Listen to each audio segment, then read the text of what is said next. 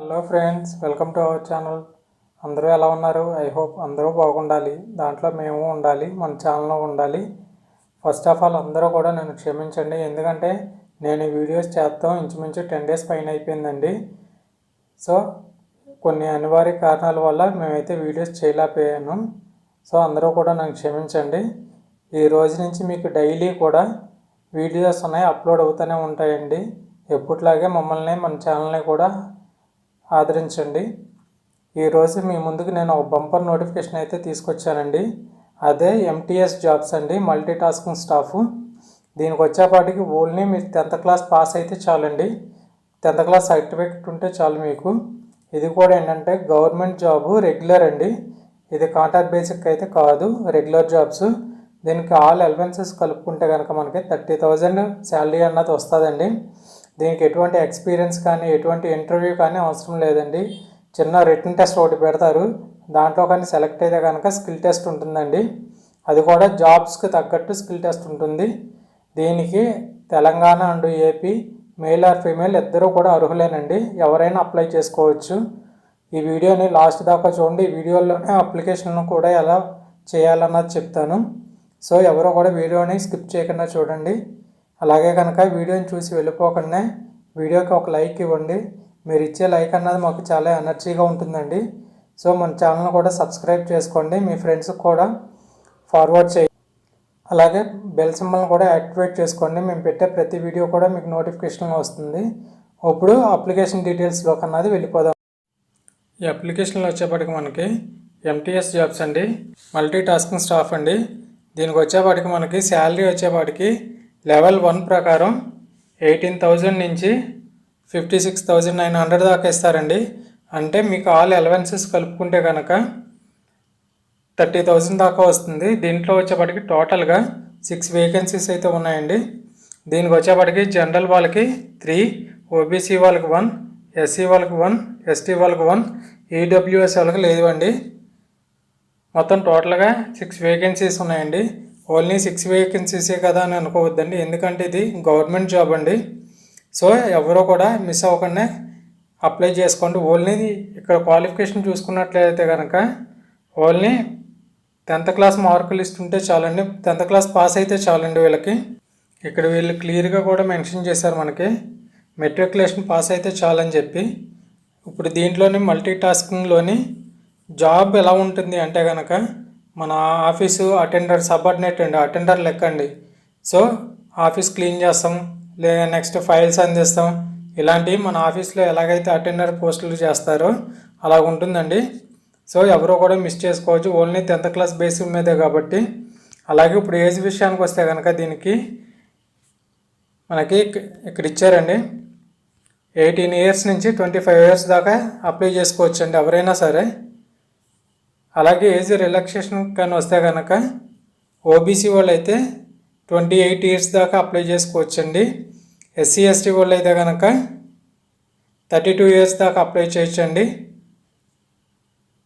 అలాగే ఫిజికల్లీ హ్యాండిక్యాప్డ్గా అయితే కనుక 10 years అండి, అంటే వాళ్ళు 38 years దాకా అప్లై చేసుకోవచ్చండి. సో ఎవరో కూడా మిస్ అవ్వద్దండి, ఎందుకంటే ఇది గవర్నమెంట్ జాబు. శాలరీ పరంగా కూడా చూసుకుంటే మంచి బెనిఫిట్స్ కూడా ఉన్నాయండి.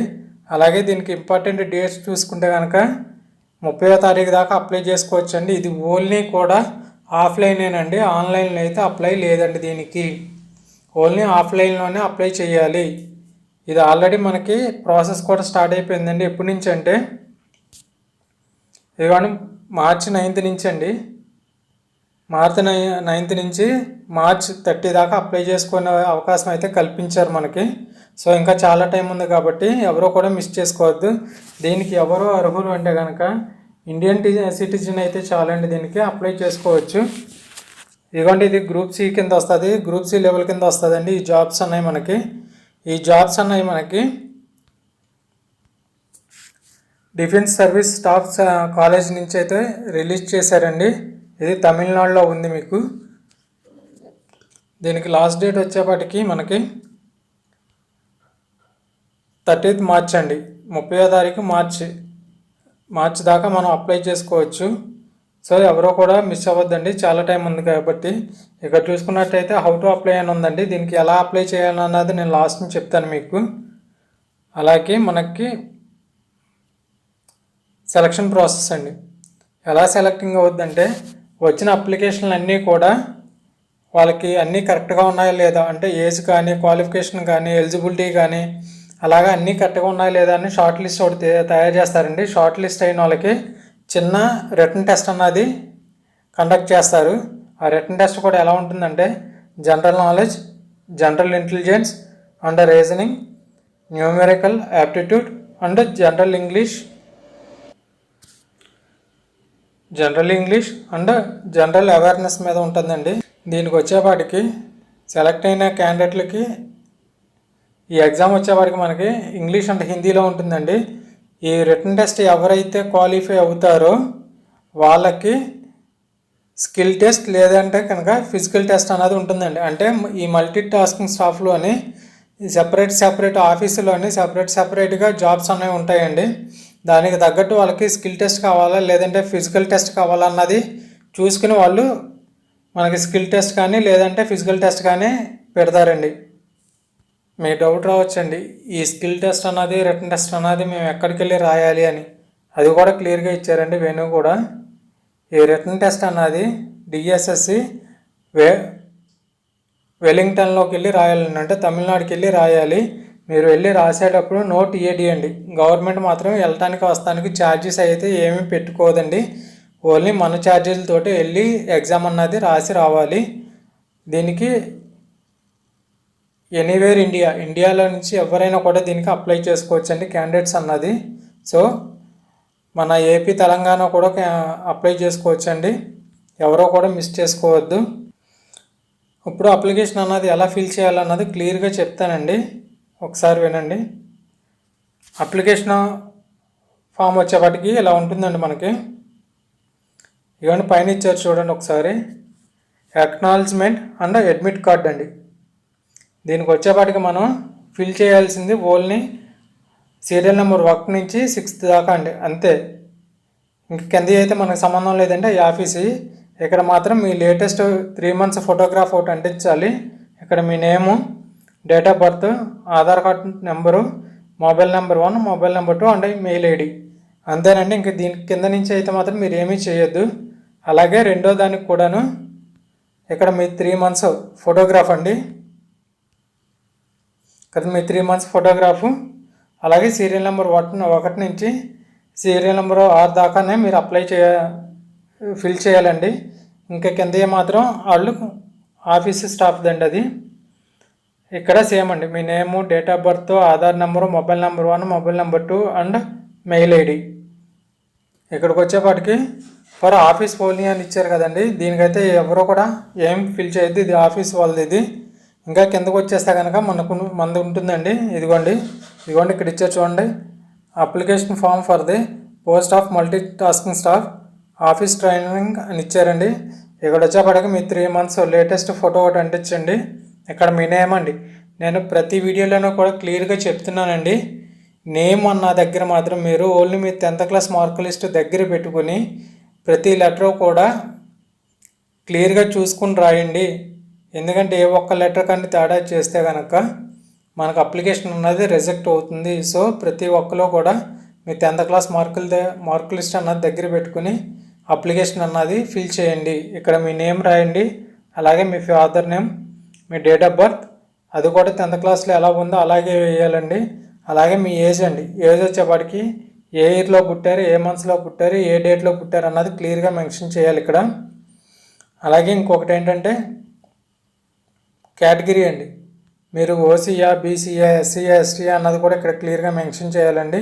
మీరు ఎక్స్ సర్వీస్ మెన్స్ అయితే కనుక ఎస్ఎన్ పెట్టండి, లేకపోతే నో అని పెట్టండి. ఫిజికల్లీ హ్యాండిక్యాప్డ్గా అయితే కనుక ఎస్ఎన్ పెట్టండి, లేకపోతే నో అని పెట్టండి. కిందకు వచ్చేపాటికి మనకి మీ మార్క్ లిస్ట్ అండి, ఎస్ఎస్సి మార్క్ లిస్ట్లోని ఇయర్ ఆఫ్ పాసింగ్, మీరు ఎప్పుడు ఏ ఇయర్లో పాస్ అయ్యారు, మార్క్స్ ఎన్ని వచ్చినాయి, టోటల్ మార్క్స్, పర్సంటేజ్, రిమార్కు, ఇవి కూడా క్లియర్గా మెన్షన్ చేయండి. ఎక్స్పీరియన్స్ ఏమైనా ఉంటే కనుక పెట్టండి, లేకపోతే అవసరం లేదు. ఇక్కడ వచ్చేపాటికి మీ మొబైల్ నెంబర్ అండి, అలాగే ఆధార్ నెంబరు, ఐడెంటిఫికేషన్ మార్క్స్ అండి. అంటే మీ పుట్టుమచ్చలు మీ 10th క్లాస్ మార్క్ లిస్ట్లో ఉంటాయండి, పుట్టుమచ్చలు అన్నాయి రాసి అవి యాజ్ టీజ్గా ఇక్కడ రాసేయండి. ఇంకెక్కడ కూడా